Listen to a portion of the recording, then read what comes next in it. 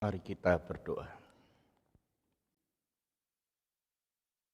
Bapa, kami kembali berdoa memperserahkan hati kami, pikiran kami, seluruh keberadaan kami, biarlah Tuhan menjamah melalui Roh Kudus yang telah mempersiapkan kami untuk memahami, untuk mengenal, bahkan untuk senantiasa rindu melakukan kehendak-Mu.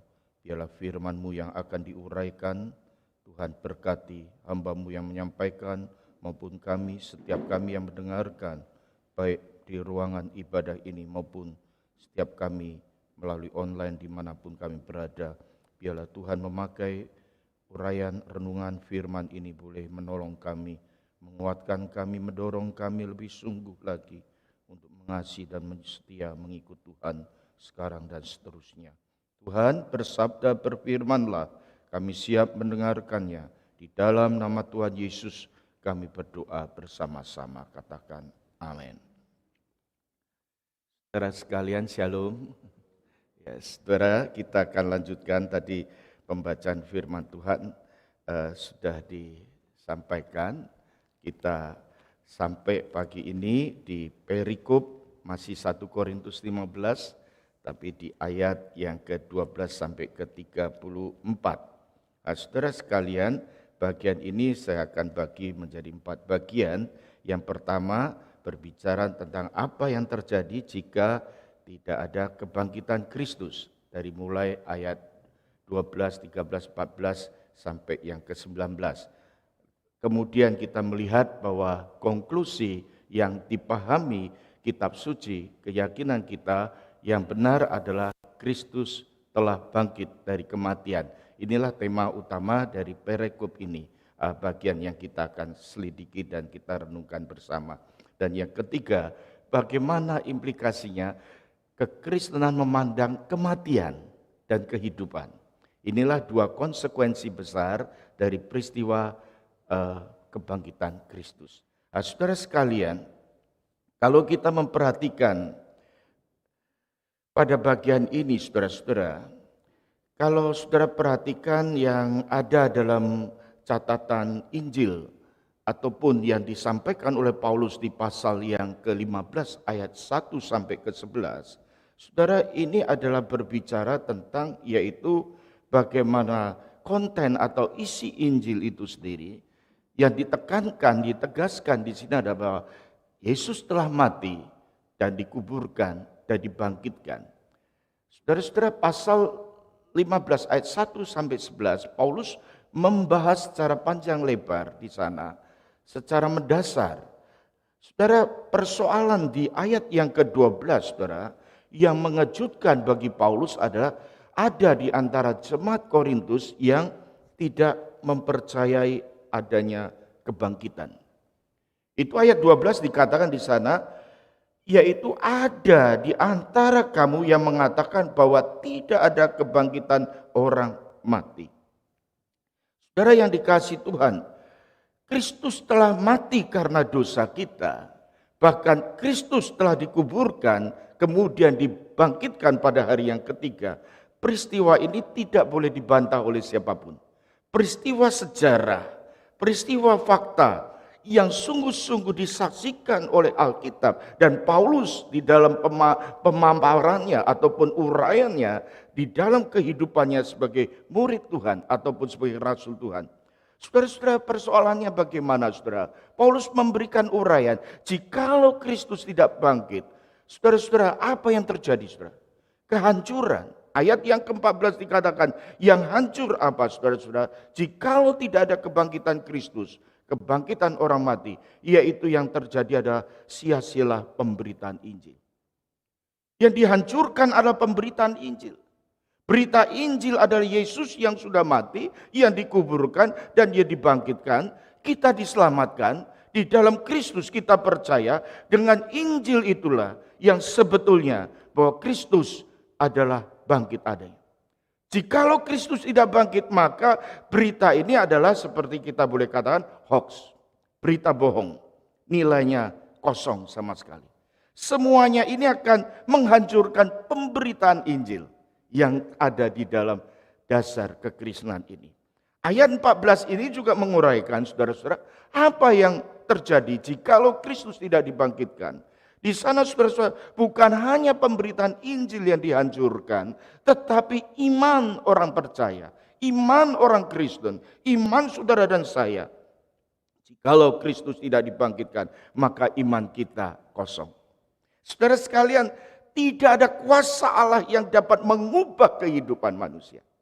Saudara-saudara, ini adalah satu argumentasi, satu uraian yang begitu mendasar sekali dalam hidup kita.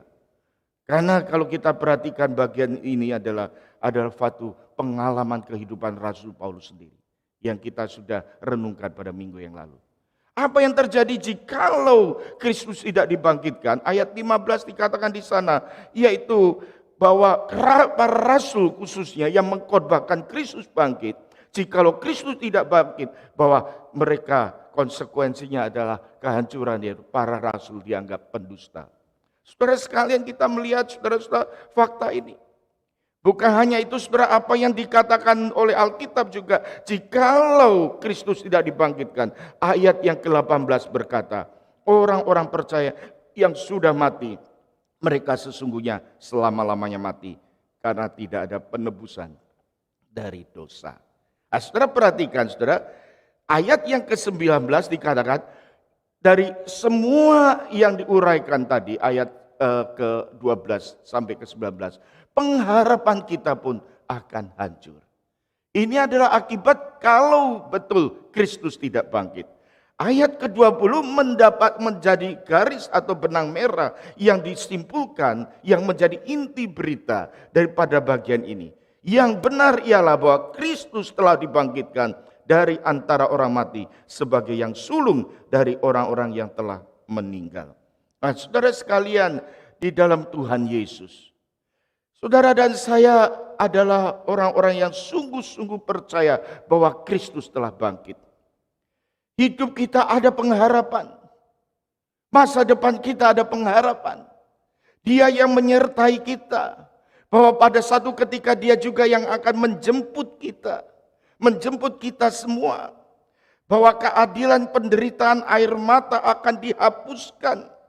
Dan semua daripada keseluruhan kehidupan hari ini, saudara, kedukaan, kesedihan, boleh dikatakan penderitaan hidup di dunia ini akan terjadi kesudahannya. Tetapi jikalau Kristus tidak dibangkitkan, Paulus berkata, semuanya orang percaya akan menjadi orang yang paling malang di dalam dunia ini. Saudara-saudara, Kristus adalah benar bangkit. Itulah yang ditekankan.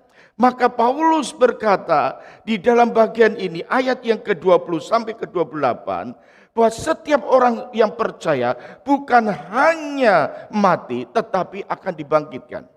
Nah, saudara, ini bagian yang kita akan renungkan. Bagaimana kita memandang tentang kematian itu? Bagaimana orang Kristen memandang tentang kehidupan hari ini, saudara? Saudara-saudara, manusia ini diciptakan oleh Allah pada mulanya baik. Allah menjadikan manusia ciptaan yang dibuat, dijadikan serupa dan bergambar Allah, saudara. Artinya, saudara-saudara, Allah menjadikan manusia itu baik, segala sesuatu baik adanya. Tetapi karena Adam jatuh dalam dosa, karena Hawa jatuh dalam dosa, apa yang terjadi, saudara? Manusia berdosa.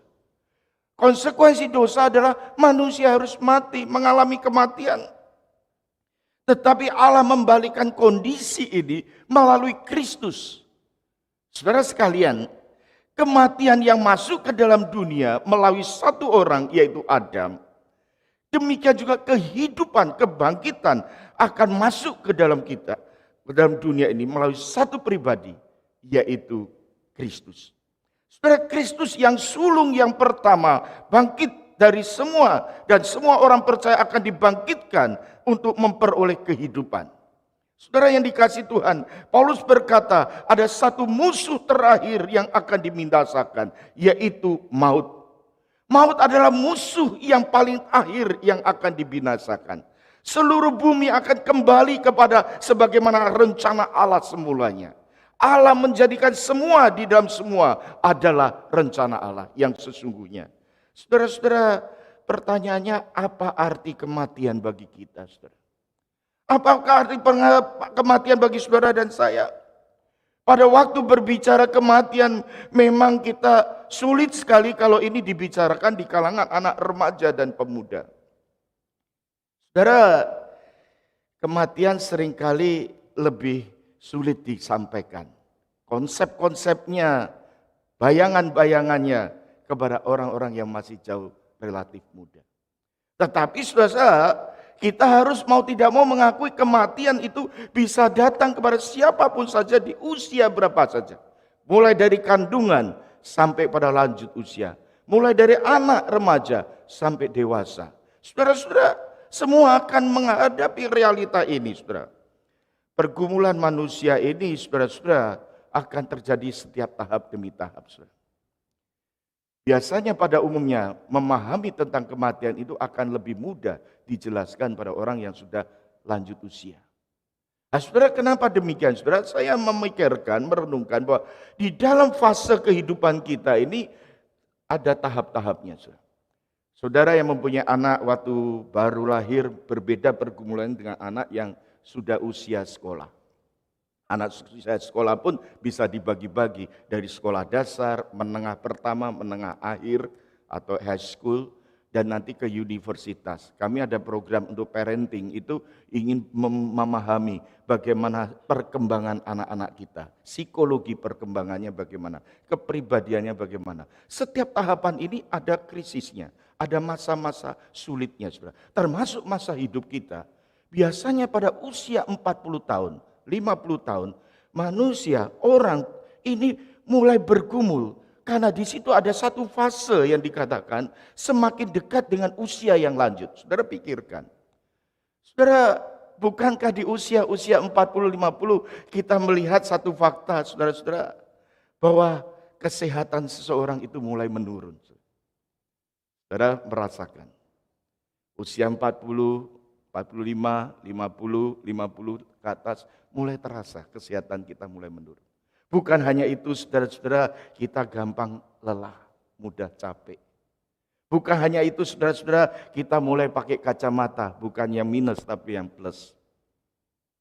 Bukan itu saja, saudara-saudara, rambut kita mulai beruban putih. Saya perhatikan berapa teman-teman saya di sini, walaupun usia jauh lebih muda dari saya, rambutnya sudah mulai putih. Beruban, itu berkat sebetulnya. Ya. Bukan hanya itu saja, saudara-saudara, kulitnya mulai keriput. Mulai, saudara, perhatikan. Saudara. Maka salon-salon kecantikan itu bisnis yang baik, karena ibu-ibu itu nggak mau keriput. Mulai digosok, poles sana, poles sini. Nggak apa-apa, nggak berdosa. Tapi ini adalah satu realita. Kita semakin hari, saudara, ada orang yang operasi, wah, sampai dipermak habis-habisan. Kasihan dia, saudara. Kalau mau ketawa pun hati-hati, takut lepas. Ini kenyataan, saudara-saudara, mulai keriput. Usia makin tua, makin lelah, saudara. Di rumah makin banyak persediaan obat, vitamin, dan sebagainya. Saudara. Kita menyadari, saudara-saudara, semakin hari, saudara, dengan orang-orang yang ada di sekeliling kita, ada di antara kita menyaksikan baru berpisah dengan kekasih kita, orang tua kita, mungkin teman-teman sahabat kita, kematian yang menjemput mereka.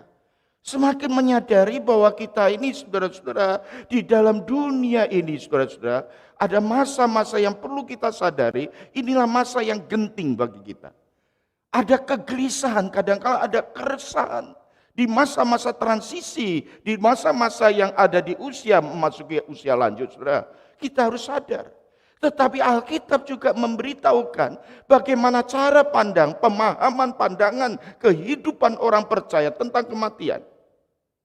Saudara-saudara, kematian sebetulnya mengingatkan kita bahwa hidup kita di dunia ini adalah sementara.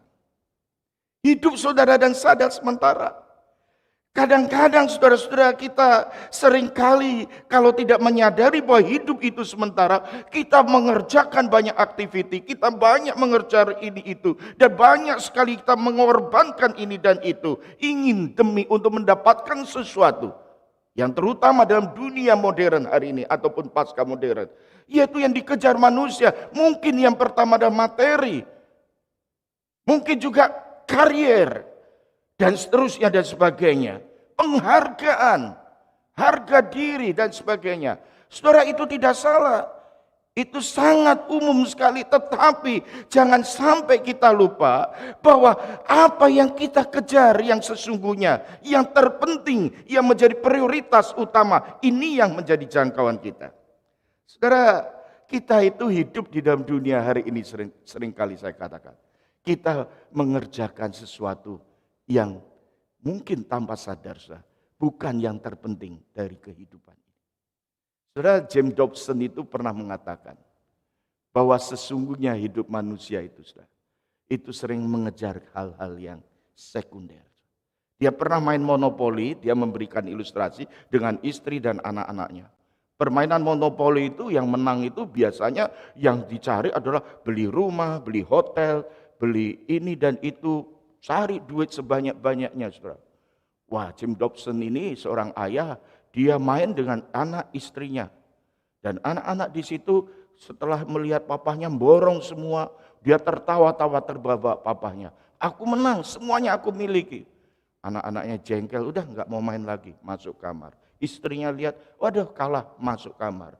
Pada waktu James Dobson berkata, ketika mereka sudah masuk ke kamar masing-masing, dia sambil mengemas rumah-rumahan, hotel-hotelan, duit-duitan itu dimasukkan di kota. Dia mengingat, apa artinya semua ini? Ketika itu semua masuk kota, apa artinya? Saudara-saudara, Paulus menyadarkan kita melalui pembacaan kita. Kita orang percaya memandang kematian adalah kehidupan di dunia ini adalah sementara. Yang kedua, kematian mengingatkan kita bahwa kita orang berdosa. Dosa bukan hal yang natural. Seringkali orang berkata, ini natural, memang betul semua manusia akan mengalami kematian. Tetapi dosa bukan sekedar natural, bukan sekedar alami. Dosa adalah musuh Allah. Dosa mencengkeram dan hidup kita terus dicengkeram dengan dosa. Dan dosa inilah dikatakan, karena dosa manusia harus mati. Saudara, tetapi apa janji Tuhan? Ketika Kristus telah mati dan bangkit, saudara, Tuhan akan tuntun kita melewati kematian. Kita akan dituntun melalui bayang-bayang maut itu, dikatakan oleh Mazmur 23. Saudara-saudara, kita menyadari bahwa Tuhan akan sertai kita. Dan pada satu ketika, pada satu saat kita akan dibangkitkan. Dan di dalam Kristus itulah kita akan melewati yang disebutkan dengan satu kemenangan. Dosa kita akan dihapuskan, kegagalan kita akan dihapuskan dan diganti dengan pengharapan. Itulah kebangkitan yang kita terima. Bapak Ibu Saudara sekalian, konsekuensi dari ayat ini, beberapa catatan ini dari ayat 29 sampai 34 yang terakhir. Yang pertama saya berbicara tentang apa signifikansinya. Apa konsekuensinya? Ayat 30 sampai ke 32, Paulus berkata, mengapa setiap saat menghadapi bahaya, aku saat menghadapi lawan-lawan binatang buas di Efesus. Paulus menegaskan sekali lagi, tantangan-tantangan yang dihadapi saudara-saudara itu tidak seberapa ketika dibandingkan dengan anugerah yang dia terima, yaitu keselamatan, pengharapan di dalam Kristus. Ayat 20 sampai 28 berbicara apa artinya kematian bagi orang Kristen. Maka ayat berikutnya ini berbicara tentang yaitu apanya artinya hidup. Sementara orang-orang Kristen yang ada di Korintus mempunyai gaya hidup yang saya sebutkan di sini ada hedonistik. Hedonisme itulah yang mempengaruhi mereka. Dikatakan, seolah-olah dikatakan oleh mereka bahwa tidak ada kebangkitan. Jikalau tidak ada kebangkitan, mari kita makan dan minum sepuasnya. Paulus mengatakan demikian, saudara. Karena saudara itu filsafat hidup di dalam dunia hari ini. Banyak orang yang seringkali hanya melakukan segala sesuatu dengan gaya hidup yang hedonistik. Hedonisme inilah yang mempengaruhi. Gaya hiduplah inilah yang seringkali mempengaruhi kita hari ini. Tetapi saudara-saudara, Paulus ingin menegaskan kembali saudara, mari kita jangan terpengaruh dengan pergaulan yang ada seperti itu. Mari kita kembali pada satu sisi yang terpenting dalam hidup ini, saudara-saudara. Gaya hidup apa? Di dalam pemaparan akhir zaman kemarin, saudara, saya menyebutkan di sini ada gaya hidup eskatologis. Kita harus menyadari bahwa satu hari kelak kita hidup ada di dalam dunia saat ini yang sementara, kita akan menuju ke satu tempat yang namanya surga. Saudara, di sisi lain banyak orang berpikir tentang surga, tetapi tidak pernah memikirkan bagaimana hidup berguna bagi sesama di dunia ini. Banyak di antara kita hanya memikirkan surga, dan tidak memikirkan manfaat dan faedah, bahkan kegunaan hidup kita di dalam dunia, kesaksian kita. Tetapi di sisi yang lain, banyak orang berpikir bahwa tidak ada surga. Mereka hanya memikirkan dunia, hatinya ada di dunia dan tidak pernah memikirkan surga. Mereka dikuasai dengan pikiran-pikiran yang duniawi. Orientasi mereka hanya kecantikan, kesehatan, liburan, kemewahan. Tidak memperhatikan lagi hidup rohani. Saudara, Paulus ingin menyadarkan, marilah kita memiliki wawasan gaya hidup yang eskatologis. Saudara yang dikasih Tuhan, sebelum saya menutup bagian ini, marilah kita hidup sadar bahwa satu hari kelak kita akan berhadapan dengan Tuhan. Kebangkitan itu sendiri yang memperjumpakan kita dengan Tuhan, yang mempertemukan saudara dan saudara, mempertemukan dengan orang-orang kudus, orang-orang yang diselamatkan di dalam Kristus. Kesadaran akan demikian, saudara, inilah yang membuat Paulus begitu setia dan rela melayani Tuhan, begitu setia dan rela dipakai oleh Tuhan. Paulus tahu nanti akan datang Tuhan membangkitkan semua orang yang ada di dalam Tuhan. Dan dalam saat itulah kita akan melihat satu pengharapan yang tidak sia-sia. Saudara-saudara, pada hari itulah kita melihat segala kekurangan akan disempurnakan, segala kegagalan akan dihapuskan. Pada waktu dibangkitkan, itulah berita yang penting. Yesus mati, Yesus dikuburkan, Yesus dibangkitkan.